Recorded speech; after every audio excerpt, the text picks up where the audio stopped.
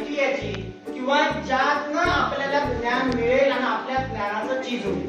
किंवा तुम्हाला तुमच्यापैकी कोणी ग्रामसेवकची परीक्षा देऊ शकतात, तलाठीच्या परीक्षा देऊ शकतात, फ्री मध्ये बरेचशा परीक्षा आहेत. तुम्ही पैसा देऊन डोनेशन लागेल आणि मी नोकरी लागेल हा विचार करू नका.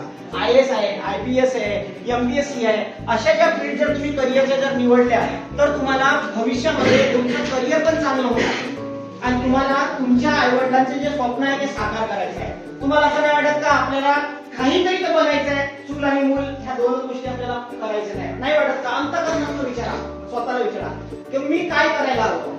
जी आता तुमच्या हातात आहे ना त्याचा अभ्यास चांगला करा. तुम्ही शिका. आता डॉक्टर बाबासाहेब आंबेडकर जर शिकले नसते तर आज ते देशाचे संविधान लिहू शकले असते का? हो म्हणा, नाही तर नाही म्हणा, स्पष्ट म्हणतो मी.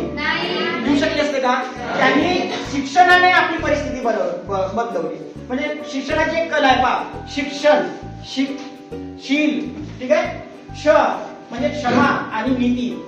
आपण काय तीन शिक्षण बरोबर आहे. आणि शिक्षक म्हणजे काय? शील, ज्यांच्या अंगी शील आहे, ज्यांच्या अंगी क्षमा आहे, आणि क म्हणजे कला.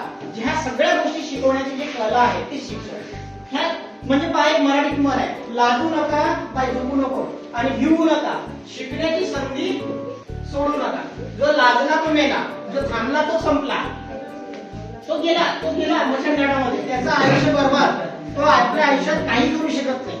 म्हणून बघा, ह्या जेवढे तुम्हाला महापुरुष दिसतात ना, यांनी शिक्षण घेऊन महापुरुष पर्यंत मजल मारलेली.